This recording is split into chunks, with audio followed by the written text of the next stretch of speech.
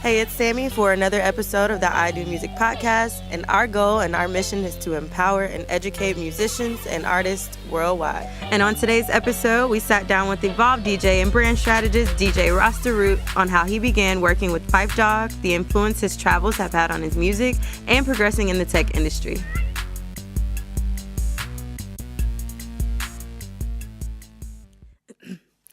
You're now tuned into the IdOMUSIC podcast. I'm your host, Sammy, and I'm sitting down with the legendary DJ Rasta Root. How you feeling? Good. How you doing, Sammy? I'm doing well. Great. I'm doing well. I am happy that we got you here. Mm-hmm. I know that you have a very, a very compelling story. Mm-hmm. At least in my eyes. Mm-hmm. I think that you've been involved in a lot within the music and entertainment industry, but it's kind of hard to even start. I don't know where to start, but I guess I will ask you, what do you consider yourself? Be it DJ, producer, manager, you've done a lot of things. What would you say you are? I consider myself an evolved DJ. DJ for like most of my life. And as I grew older, I realized that it's something I didn't want to do forever per se, like out in the public. Definitely. So I started, thinking of maybe 10 years ago, thinking of my exit plan of how I was going to exit or still be involved, but be evolved, if that makes any sense. So moved on to do artist management, some music production, and then now I'm into more of the technology side of things. And what exactly are you working on right now? So now I'm working on some projects with VR, virtual reality, and also AR, which is augmented reality. Definitely. Yes. That's what's up. So I think the interesting part of your story is that you had the opportunity to travel for about 17 years of your life, just early on, to different countries. And that's just even before you got into like music. Most people, maybe artists or DJs, they start traveling once they're into their career.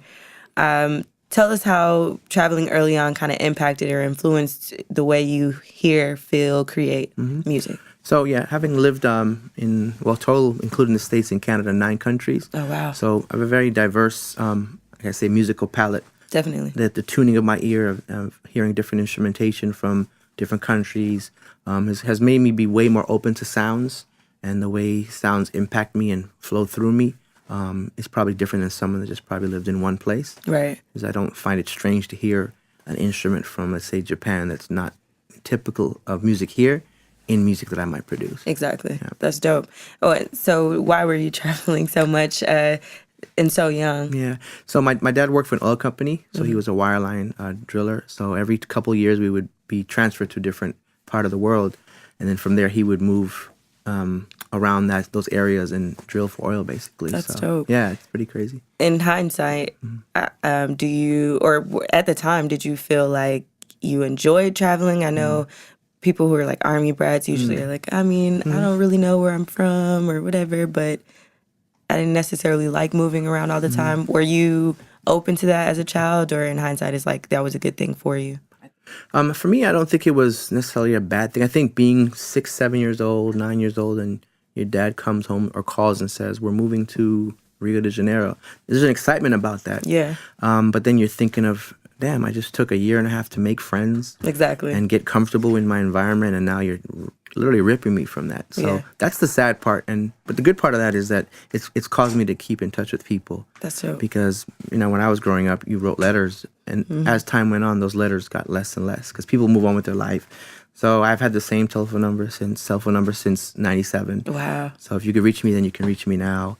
And I try to reach out to people because I didn't have that as a kid. So it's helped me from a business standpoint of staying in touch with people. Definitely. And not only calling them when you need something, just calling them to check up and say what's up. Like, how are you? Exactly. Definitely. Which is rare. Very rare. Do you have siblings? Like, or was it just you traveling the world with your parents? I have a sister that's a year older than me. Oh, wow. Yeah. That's what's up. Yeah. So y'all were able to, experience all of those things. I think that's a great opportunity for a child to be able to see, especially somebody who's gone off to do what you do. Yeah. Well, what it's done is it's also helps you adapt to environments. You can go into a new environment and as quickly as possible adapt, figure out the lay of the land, who does what, who you need to know.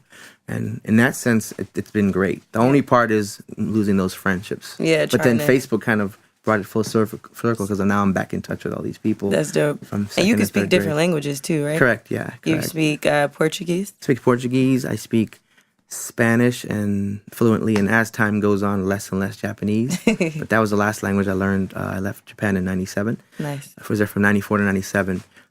So I can hold a conversation, but I know in my heart it's not as good as it could be. Right, you know? right. Yeah.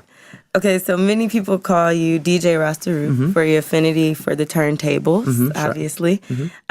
Describe your technique, and I guess how did you fall in love with mixing in the first place is the first question I should ask. So it's funny. So when I was in college, my freshman year, again, not knowing, the environment, a couple of my roommates and dorm mates actually were DJs.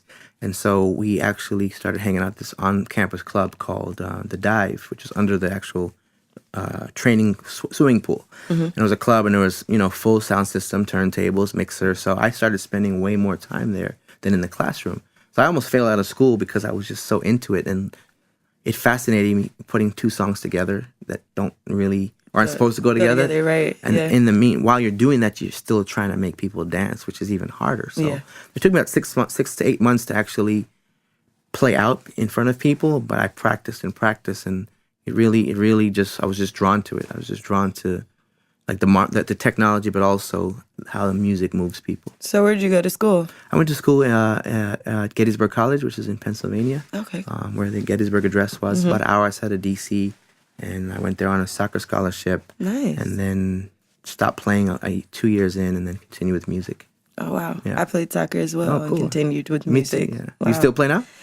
I need to get back out there. I need to get back out there. I play twice a week for the past 10 years. That is what's up. Yeah. That's what's up. Yeah. I mean, I would imagine the countries that you lived in, you would have some type of love for soccer, for sure. Yep. So having had the opportunity to see and even, experience these instrumentations, you didn't draw to like a musical instrument. You drew to the turntables, which I found to be interesting. Did you play instruments coming up too? Or I took piano lessons as a kid, but it didn't really stick with me. Yeah. It didn't stick. It's funny, when we lived in Brazil, we lived in this 2-story penthouse. It was like the 80s, so it looked like a disco, kind of like Boogie Nights kind of. Yeah. And it was a 2-story, and whoever lived there before had they seemed to be partiers.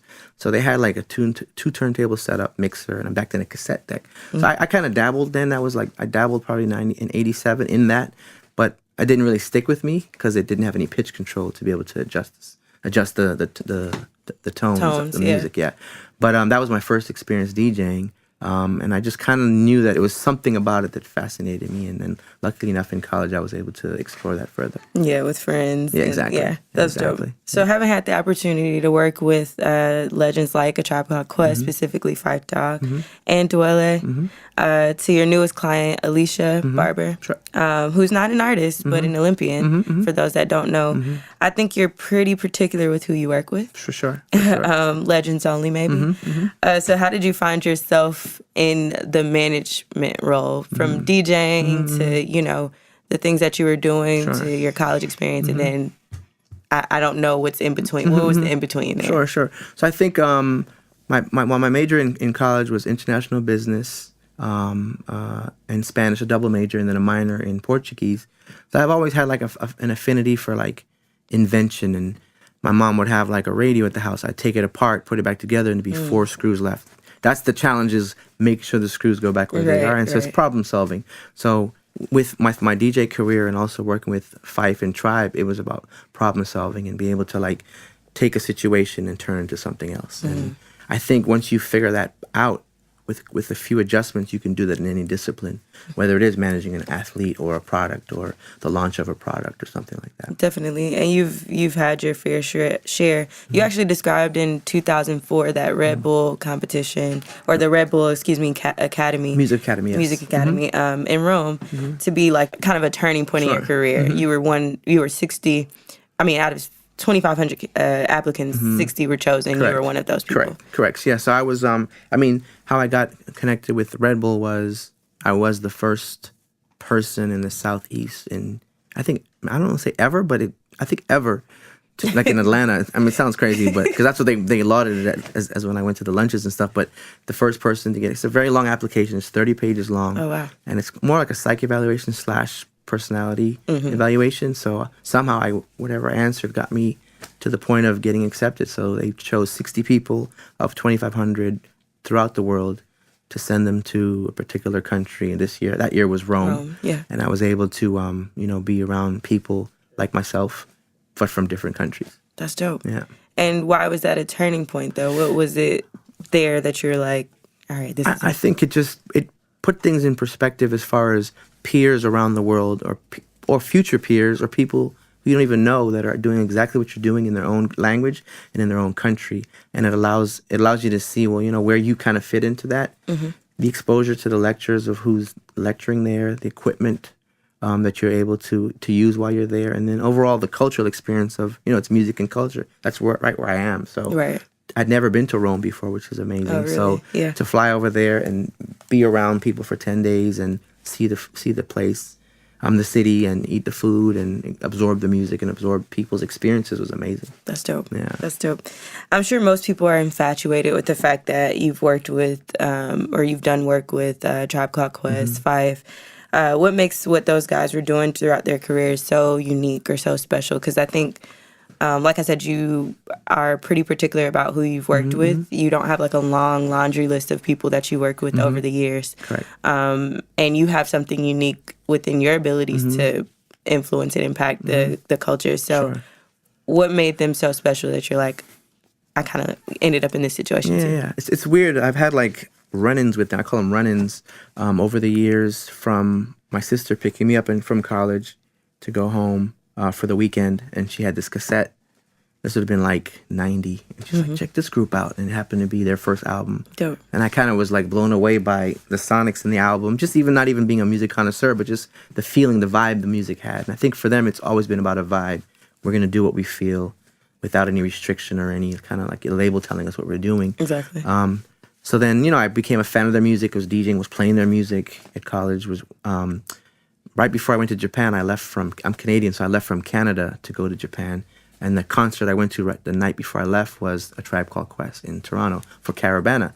So that was my, I knew leaving the States would be a huge void as far as music and the timeliness of getting the music. So it was a great send-off to go to Japan and having just seen a Tribe Called Quest, perform. A few months before that, my college called me back. They were performing at my school for some spring something. They said, hey, you were on the radio here. Can you come back and interview them? So I went back to school and I got to meet them and talk to them. Dope. And I talked to Phife back then. I showed him the video of me interviewing. He's like, do you remember this? He's like, no, I don't. Because they were traveling so much, Yeah. And then moving back to Atlanta, and then 97, 98, I got a chance to meet him and hang out with him. And then he asked me to be his DJ not too long after that. And then I call it kind of a hip-hop fairy tale, being that I'm such a fan of the music and of their music. Right. To actually work with them and be around them and get the inside stories of, creating these albums and what it meant to them at the time, being 18, 19 years old. Yeah. Wow, I didn't even know that the interview part. I think that's crazy. I need to find how it. the world works. Yeah, it's really kind of manifest these things almost. Absolutely. Right. Without even knowing, it was just like I have a timeline with them that extends throughout, your life, my adult life. Yeah. So when you guys were working on that final album, We Got It From Here, Thank You For Your Service.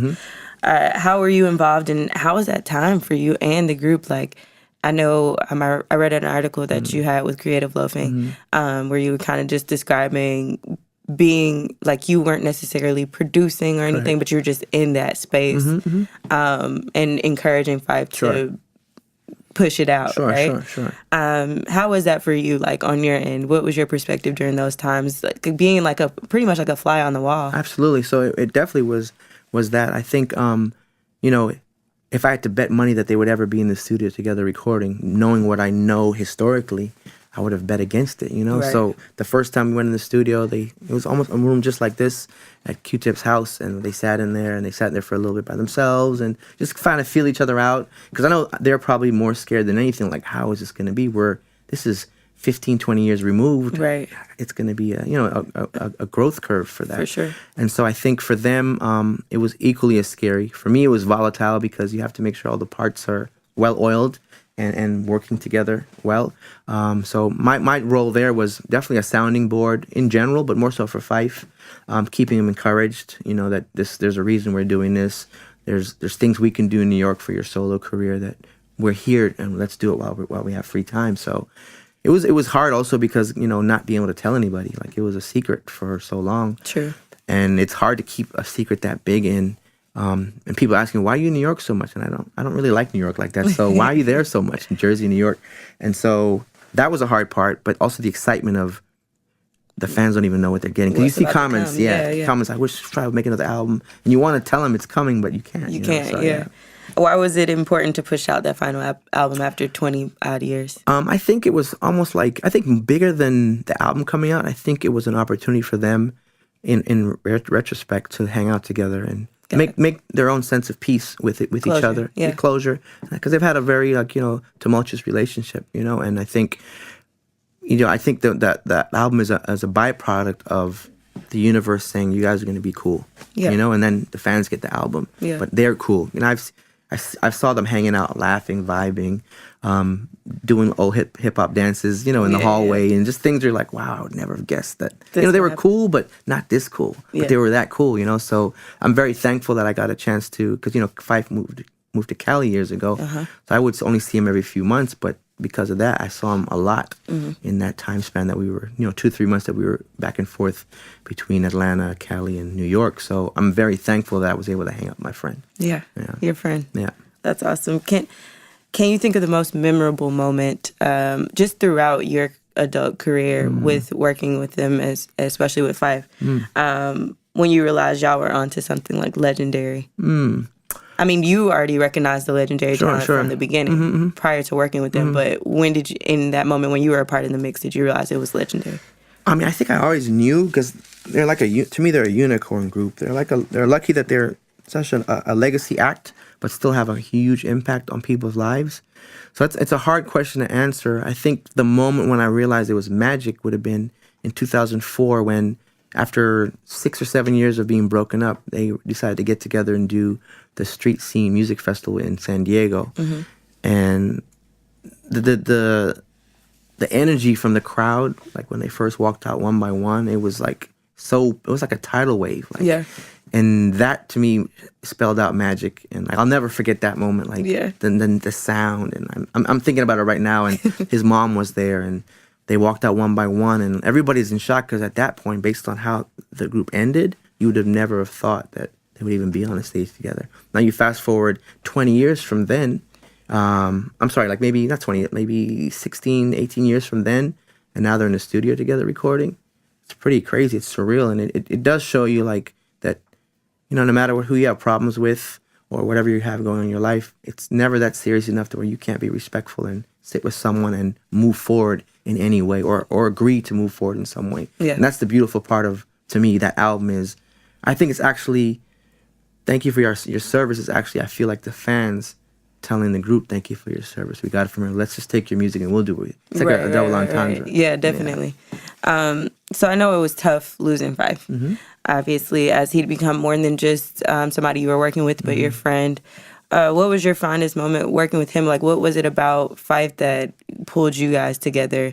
Not just like you just working with the Tribe Called Quest. You were the DJ for, moving his career along. I think just the humility. Like, people would come up to him all the time, and I would even say, like, you impacted people's lives. And he was so regular. He was so, like, run-of-the-mill with it. He was like, I know, cool. But I don't think he ever really understood the impact of his music. And a story I like to tell is in December of 14, I think it was 14 or 15, one of the two, he performed with his group, which is actually their last time performing on stage together, concert-wise, at Busta Rhymes had a huge 25-year anniversary concert series, and they performed, and energy was crazy, and it was just a crazy night. And, Phife, we got back in the car to go back to the hotel, and all he said was, man, I can't wait till tomorrow morning's breakfast at the hotel. Like, that's how simple he was. Like, it's the littlest things would really move him. Yeah. I just laughed, and I just held my head like, you just blew, like, 20,000 people's minds, and you're, like, thinking about hash browns the next morning, So that's the kind of guy he was, just very down-to-earth. To this day, he's one of the most genuine people I met, and I realize, looking back, like, he was here on loan. You know, God put him here on loan to touch people the way he touched them. And then his work was done, and you know, he went home. My fondest memory of him personally would be our last conversation, which was the night before he transitioned. He was in Cali, so it's 3 hours difference. So he called my phone at 3 a.m, and I wasn't gonna answer. I was like, I'm about to go to bed. I'll just hit him in the morning. And something just told me, I don't know what it was. Just answer the phone. So he called me. He's like, I don't want anything. I just want to see what you're doing. Check on you. And then at that moment, you know, we had the most intimate like conversation about friendship and what our friendship meant to each other. And, you know, it was just that, you know what I mean? It was almost like a goodbye when I think about it.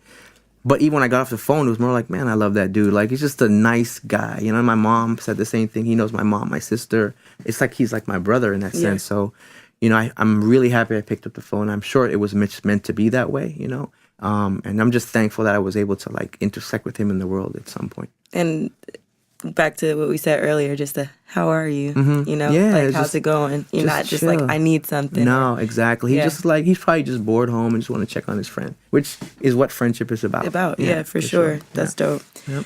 I'd ask you, why are you for the job? Be it management, DJing, your production. Why are you the man for the job? Like, why do you think that you've landed in these situations, in these places? A lot of us might say your energy, or you know, what is it for you? I think for me, it is part energy. It's part, you know, I believe if you want something in life, you have to put yourself in harm's way, if you will, and risk things and walk into traffic, because that's the only way it's going to pass by you. You can't just wait on the sidelines and expect things to come your way. You have to actually be proactive in that. And I think that's part of what lends to what I do, is because I'm proactive. I know how to get things done. I know how to get things to the finish line. My number's the same, so my contacts that were working at LRG in 2001 are now working at Stance now, are now working at, you know, Kith, whoever. So people move around. Staying in touch with those people is key, because I feel like your net worth is your network, you know, and that's simple. So I think always being respectful, mindful of people, and staying in touch is very important. Some people aren't very good at that. You have a lot of people that you touched or impacted, influenced throughout your life. Sure. Thus far, you know, be it from growing up to in these different countries and like staying connected. So it seems like a difficult thing to do, but you seem to do it effortlessly. Yeah, I think it's just if it's built in within you, and if it feels right and it feels good, it's not going to be hard to do. You know? Some things, if it's a task, it means you probably shouldn't be doing it. Right. If it feels heavy or strenuous, you more than likely shouldn't be lifting that. That's true. Yeah. That's true. So many people in the music industry find their way down to Atlanta somehow. Why'd you bring your talents here, especially traveling to so many beautiful places? It's like, why is Atlanta so special? You decided to kind of settle here over here. Honestly, so when I got into the JET program to move to Japan in 94, at 95, when the Olympics was about to happen, my mom decided to move she went through a recent divorce, so she decided to move and start fresh in Atlanta. So I said, yeah, move. You know, when I come back, I'll move. So in 97, when I came back, most of my family had moved here, meaning my sister and my mom, so I decided to just make the move. I'd heard good things about it, and I really don't have any regrets moving here. Like, I think it was a great move, because you can live in a place, you don't have to stay here. You leave, just leave. Yeah, and with internet and social media, you can move around without leaving your house. That's so true. So true. So you got into production in the 90s? I started with an MPC 2000 in 95, 95? Yeah. Okay. How and why production? I mean, you see that often. The DJ moves into the production space, especially with you working with artists and things like that. But why producing? I think for me, the transition was natural because of DJing and listening to music all day long and listening to other people's creations all day long. You kind of get curious, and you're like, what can I do? Yeah, what can I do? And I honestly think I'm a producer, but I'm not passionate about it. I can do it. I know how to put everything together and find the right people, but I don't feel the same way about it as I do DJing. Right. You know, but I do know it's an important part of things, and when the time is needed, I can do it. I got to get done. How do you feel about DJing? What is it for you? It's a pure. How do you feel when you get up there and you're like in front of I'm sure the crowds range from this crowd to like a more intimate crowd to a larger crowd. How do you feel when you just go up there? What's your mindset? Like, what are you? I think the feeling is the same whether I'm home alone and I start to practice, or I'm in front of 300 people or whatever it is. I think the feeling's the same. It's like it's a symbiotic relationship between the gear and yourself, for me at least, and it's very pure. I don't really joke around with it. I take it seriously, so I have like my opinions I don't voice everywhere, but I have my little like, you know, mantra of what DJing is to me. I mean, the feeling as far as going into a place, figuring out the room, and then making people move is really, it's challenging because you have so many different personalities, so many different moods people are in. People want to hear different things, and it's trying to find a balance, you know? But the good thing about it is that's what it is in life, too. When you go into a conference room or you're on the air or you're meeting people the first time, you have to figure out who the players are. And using your EQ, your emotional quotient, is how do you move these people? And that's, to me, is the challenge. And when you do it right, there's no other feeling like it. Very well said. Yeah. Even the fact that there's so much music out there, and especially with your ear and your musical palette, what you've experienced over time, like it's a lot of music to choose from. I feel like that makes it a little bit more difficult too. Sure. You know, just like figuring out what to play. For sure. Like, what do I play? And let's talk about actually how you've witnessed the music industry evolve. Excuse me. You call yourself Evolve DJ, which is awesome that you're progressing with the times. Sure. Because as a lot of people kind of like, I'm good with this. This is what I want to do. But you're progressing with technology. How have you progressed within the music industry from maybe what you used to DJ to what you used to produce to even like going into like brand management with your company? Yeah. I think, you know, the more... It's kind of a double-edged sword. The more technology there is, the more accessible it is for anybody to get into it. So that's the bad part, where you have like a ton of producers, you have a ton of DJs, everybody's a mix engineer, and they're not, but everybody thinks they are. So everybody has a digi-design or, you know, a box at their home. They think they have a studio, which some of the greatest works that are out today were done in like a small setup. You know, you don't need a huge studio to do it. But I feel like the technology allows people to take less time actually mastering the craft, and it teaches you to get by. You know, so for me, I'm more of like a student of the game, meaning like I want to learn the ins and outs of things, and I want to learn techniques that no one's used and create techniques that no one's used and push the culture forward. Whether it's, if I'm working with a rapper, push them to the limits of their art form. As a DJ, doing things I normally wouldn't do, maybe not playing the typical songs that I would play, and trying to branch out and not be so comfortable or addicted to the reaction from the crowd. Because it's addictive. When you play a song and people react, you can get addicted to that feeling. It's like a euphoric feeling of, you know what I mean? It's like a high. But sometimes with that, you lose sight of breaking new music, and you lose sight of saying, hey, I'm going to play this song, and people may not react the way they would to like the biggest song on the radio now, but at least they can say, I heard it from him first, or I heard it there first. I wish more DJs would be more excited about that side, meaning breaking music. Definitely. You know, which is what we were really put here to do. Exactly. Yeah. So I kind of I'm going to go back to the production piece, because I know that you currently work on scores for like pretty big networks like ABC, ESPN, and so on and so forth. So you still do produce in that sense. How'd you land it into like film and TV, I guess? Yes, it's weird. Like, so a few years ago, I was on Sirius XM satellite radio DJing, just a regular DJ set, and we had this 800 number we set up, so you can call and leave messages. So a lady left a message saying, "Hey, I work for this company that's owned by ABC. We do you know, placements for TV and film. I think the sound you have," even though I wasn't playing my original music, she heard something that she liked. And then I started working with her, and then it ended up being Disney, ABC, which owns, you know, the umbrella. And then we started doing songs, like, you know, songs for TV shows, movies, not even knowing where they're going to be placed. They'd be like, it's almost like spec work. You do the work, and then they hold it in a library, and then they pitch it to different music soups. And so sometimes you'd be watching TV shows, and you might hear something you produce, or you'd be like, that's the song. And that's the fun part about it. And then now at this later age, more of a project manager, because I like live instrumentation and they don't want any samples, so I'll bring all the pieces together, the bass player, keyboard player, drum programming, and I'll just handle the business side and the admin side, and then guide them from a creative standpoint. And so I'm still involved, but I've evolved, you know what I mean? Exactly. Yeah. Define producer, though, because that's what I would think a producer does anyway. You know, you bring in these different parts and you create this masterpiece, right? Sure. Define what a producer is to you, and like what you would hope that producers are doing. I think you have it's different levels. So there's the producer that sits down and bangs out beats on the drum machine or on the keyboard and creates. And then you have the person who's, I still think is a producer, who produces the producer, who brings the pieces together and kind of puts the puzzle together and has an ear to guide and be like, that's not right, let's do it this way.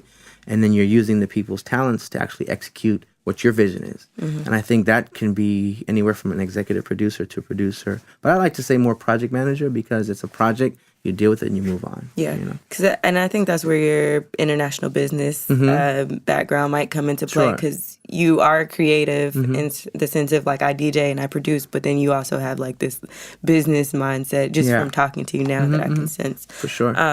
If anything, what do you like that this generation of hip hop is doing with music? Like you said, there's different levels of production, there's different levels of artistry even.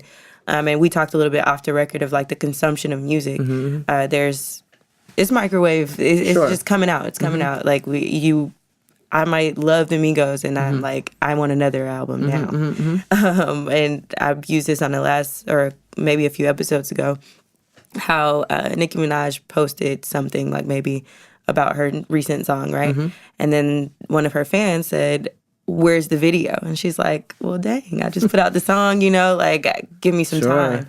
So what do you, if anything, what do you like that the new generation of hip-hop is doing, or even what the consumers want from music, and then what you may not be too fond of? Well, I think what I like about the technology in music now is, you know, the average artist who wants to get their music out really can build a fan base based on how they work the analytics of their social media and how they actually position themselves. You don't have to go through the process of spending a whole bunch of money to risk something that may not work. You actually can do something for a fairly reasonable price and then put it out and then, you know, hope that it sticks.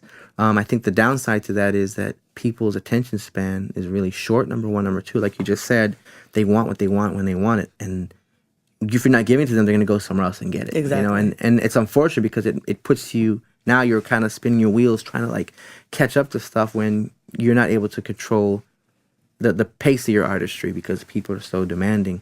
So I wish people were more patient, and then when they do gravitate towards a song or an album, that it's not for 3 days. Right. What they do is they do that and then they move on to the next one. So you have to keep going and going and going. You know what I mean? It's like opening a studio. You have to keep buying gear to stay up with the gear and it's a never-ending process. So I think it's definitely I'm glad because it gives people choices. I may not like all the music, no matter who it is, but someone's gonna like it, and I think that's what it's about—the choices. Definitely. Yeah. I saw something that said something on social media that a newer artist, I don't remember the name of the artist, unfortunately, passed a Tribe Called Quest in streaming. But I mean, like, you guys were selling records. You know what I mean? Sure. They were selling records. It was just a different time. How do you feel about that side of technology, like streaming versus, you know, selling the record, having something physical, and even as a DJ to have forever? Yeah. I think the way that the pay stream is structured, I don't really like that. I think it's 1,500 streams equal one sale. It's terrible. I think if it was a little more fair, I would be more apt to like support it. I saw a meme the other day that said, if you support your artist friends, put their song on your Spotify, put it on loop, put it on mute, and go to sleep for 8 hours and let them get their streams, which is kind of pretty creative. I don't know if it holds true, but it's creative. Yeah. And I think the companies need to play a little more fair with the artists, and even the big artists are getting kind of like shafted in that way. And I think, you know, but it also, the technology is there where you can open your own platforms. You don't have to go to the sites like Spotify and Apple Music and wherever else people go. You can actually create your own infrastructure, and with that infrastructure, as long as you have the advertising and marketing to draw people to it, you get to keep those numbers. Like otherwise, Spotify is keeping those numbers that they can boast billions of streams. I'd rather keep mine and boast a couple 100,000, but they're mine. You know what exactly. I mean? Yeah, it's like being indie. Sure. Exactly. And I was gonna ask you, like, if you're still into like discovering new sounds. Are you still like because I know you have a bunch of other endeavors at this point, from your newest venture with the Vans? What's it called? Was it Vans or AR? Makers Branding Agency. Oh yeah. I'm sorry. I'm like, I know you have a lot going on, so I'm trying to remember. I got you. But I know the Makers Branding Agency, from, you know, what you're doing, continue to do with scoring for different networks and things like that. But as a DJ, love for DJing, I'm sure you still want to keep your ear open. Are you into discovering new sounds? Are you? I think I am. I think right now I'm on more of my Afrobeat, Afropop, which is like the rhythms are really, right now? I really like the rhythms because it's dance hall-y, but it also sounds very Afro and even Afro Brazilian to a certain extent. So anything in that realm I really enjoy because that rhythm just there's soul to it. A lot of the music that's out, there's no soul. Yeah. You know what I mean? And it's hard to like gravitate towards something that has no soul for me. No, I feel you. It's not just about having a good time and that side. To me, it's like it has to move me in some way. And Definitely. if I'm moved by it, I'm going to be drawn to it. I feel like it's an interesting thing because you said you're Canadian, right? And some of my favorites being like K Tronada, Majid Jordan. The biggest is Drake right now, of course, who draw to a lot of those sounds. What is it about Canada that, like, what y'all got going on up there? I think what it is just, it's particularly in Toronto, actually, is because it's a melting pot of the 70s and 80s migration wave that happened where, you know, I think they opened up a lot of visas for families to move and migrate. So a lot of, like my family did, my aunt, her family did, and all these different islands and people from these islands moved. Where are you from? Trinidad originally. Gotcha. Trinidad. So we were able to move around. We moved with my dad's job, but a lot of families, Asian families, Indian families, and a lot of Caribbeans and Africans also moved there. So they brought their music with them. Right. And that was in the 70s and 80s, and now they had kids, and their kids had kids.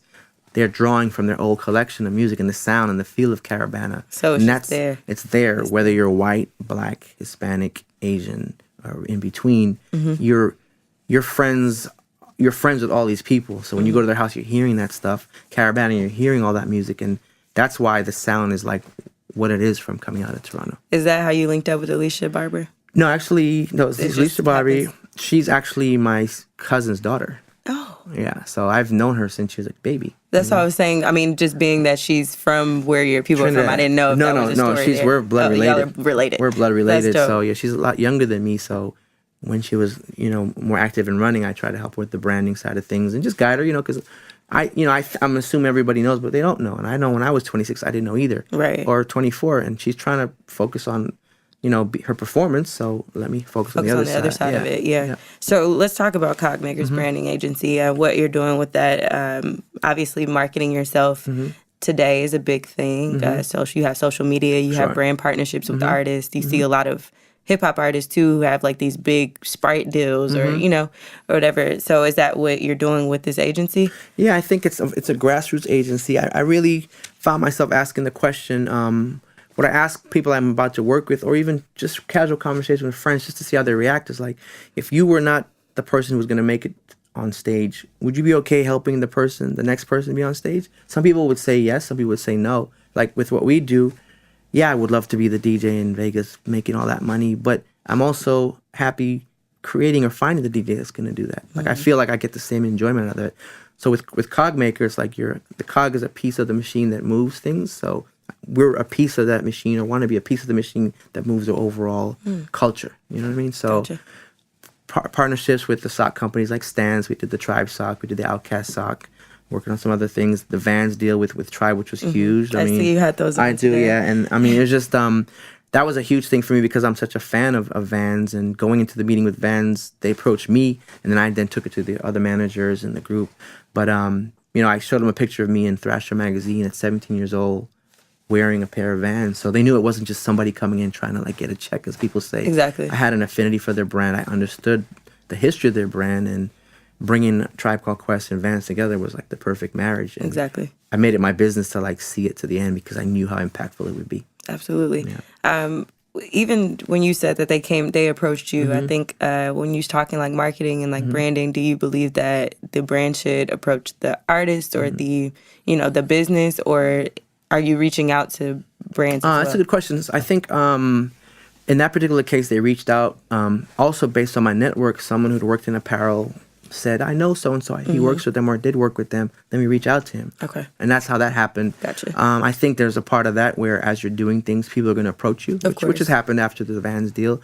But also you have to again, put yourself in harm's way and go to those places that you probably normally wouldn't go to find and research and do recon. Totally. And make yourself visible, because there's a million people doing what we do. Exactly. You know, it's just a matter of, there's enough for everybody, but it's a matter of just putting yourself in front of the right people. In a position to do Correct. that, for sure. Correct. So let me ask you, how do you use your talents? Originally I was going to ask, how do you use your talents DJing to influence people? But how do you use your talents overall with marketing, with brand marketing, with DJing, producing, management, everything that you're doing, just the person that you are? How are you using that to impact and influence people?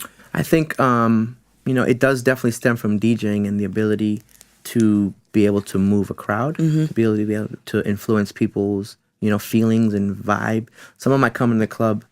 I've had people come and say, I was gonna move out of Atlanta. I'd been here, things weren't working out, and I came to see you spin, and something about whatever the experience was caused them to give it another try. And I think in life and whatever you do, it's what you leave with people. Definitely. You know, it's what you leave with people. So I feel like any interaction I have with somebody, I want to leave something with them, even if it's not deliberate. Just something that, you know, something about my experience that's going to touch them in some way. And again, it's symbiotic, so it should also touch me in some way. And I think that's an important part. If it's genuine, it's honorable, I think it's always going to see the light of day. You don't have to always think that things have to be shady or shiesty for things to work out. You can actually conduct yourself honorably and get to where you want to be. Totally. Yeah.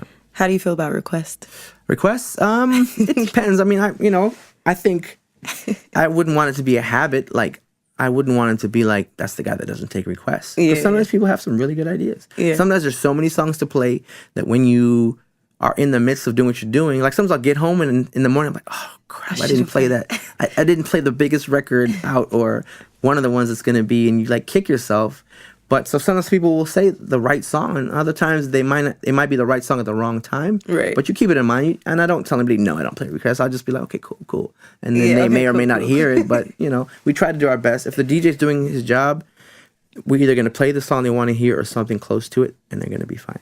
Right. Yeah. Where do you see yourself some years from now? Like, what's the direction that you're moving in? And I know you said that you were kind of thinking of an exit plan Sure. to get into the more progressive things like VR, AR. What's next for you? I think right now is just having my taste buds open to anything that I think I want to risk and bet something on, you know. So the VR, AR is one of those things. The brand marketing is another thing.